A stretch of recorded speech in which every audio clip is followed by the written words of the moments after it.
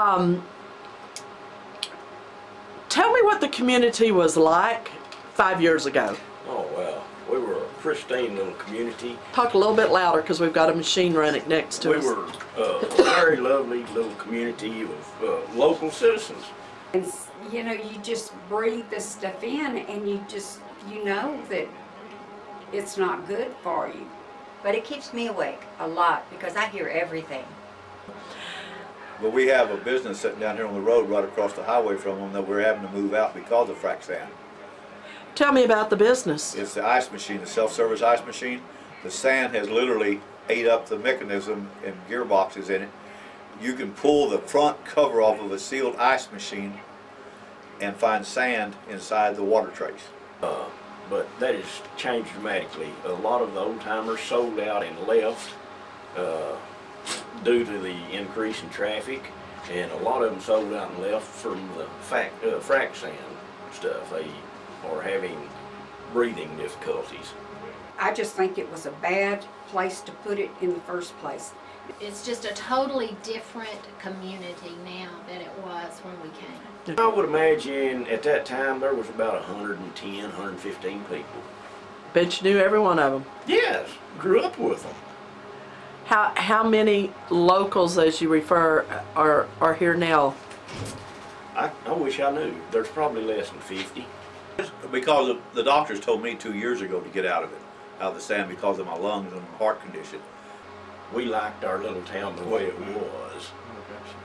And of course it's gone forever now. And golly, it's just awful.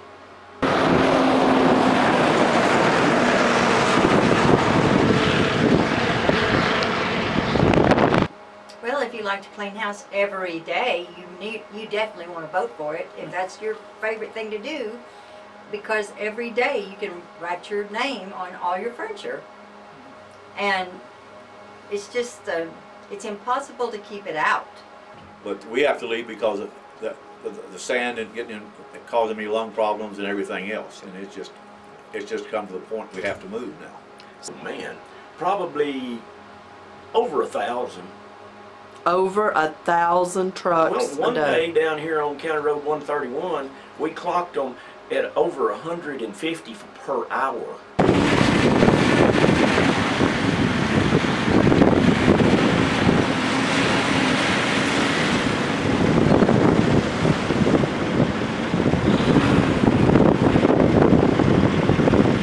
And it's just hard to keep clean. It just turned awful, and you know, well, greed reared its ugly head, let's say. It turned neighbor against neighbor. I have seen a lot of sand that has collected around the community building. From, you know, where the grass is, the mowing is just really hard to do.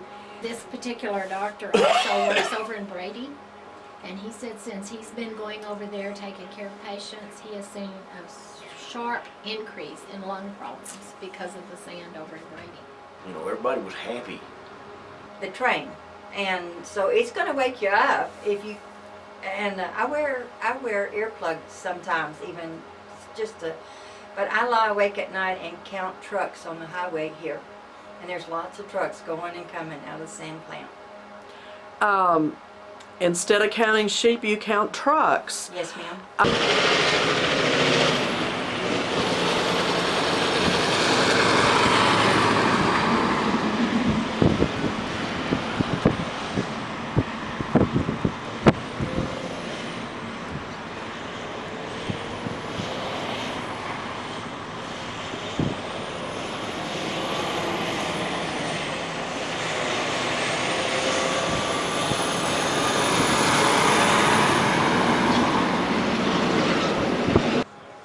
Hauling it out of here. The train, they put what, 6 or 8 more spurs in here Yeah, 6, I think, for for train. for the trains to unload, and now they're going in the Lord's that, I understand. We've all developed a little cough, or, you know, it's hard to breathe sometimes. I would tell them fight it tooth and toenail, because it's not good. There's times I stop here at this intersection and it takes 45 minutes or more to cross the railroad track. I would say don't let them in. It's nice. But now they've got to where they're dumping the sand out on the ground over there because they don't have enough storage to take care of it, so they're piling it. Well, so you know what happens when sand gets dumped on the ground, and with West Texas wind, a lot of it's over and well, that's where it's coming from, over into us now. Now, at my house across the street, we've got my flower beds and trees around there. They're just, you know, sand. Nothing but sand. And I've noticed that our trees and our flowers and our gardens this year, this summer seems like they haven't, you know, really perked up and thrive like they usually do. Well, for one thing, like I said, you just can't go outside just anytime you want. You have to make sure the wind's not blowing the wrong way and the dirt's not in the air, and you just clean more. Now, the traffic is horrible. We have had trucks stop, pull up in front of the fire station, and we've got signs on the doors not to block the access. Oh. And they, you know, we have to go out there and tell them to move. There is trucks just going up and down, or just trying to park everywhere. And on 67, in the mornings or afternoons or whenever you come through, there's always trucks lined up along the highway, just parked, and they're sand trucks. Well, if you can get sand in an ice machine that's sealed, with sealed doors on it, screwed down, it's going anywhere it wants. I don't know how it gets in there, but it... And I don't know how all this sand processing started, or who gave them the land to put this on, but they did not think it out. It's a horrible traffic intersection. It's a horrible wreck just waiting to happen. And what scares me is there's two crossings of the railroad in Barnhart from the south, and in most instances both of them will be blocked by train. And it's frightening to know that Crockett County ambulances need to come through here to access San Angelo. Yes. And they have no recourse. They can't turn around and go back.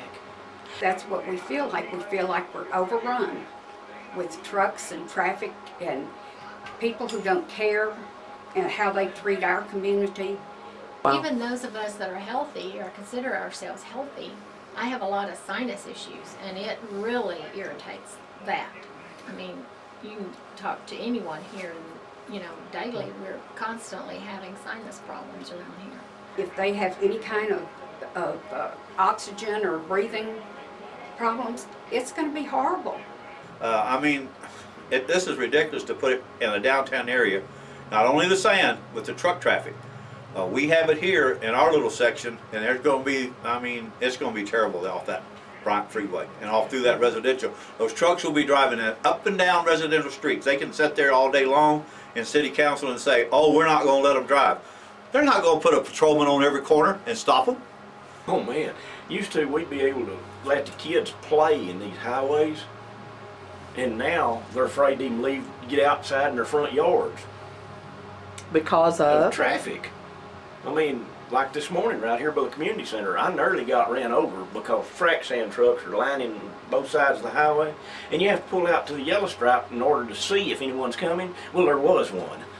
But not in the middle of San Angelo. We liked our little town the way it was. And of course it's gone forever now.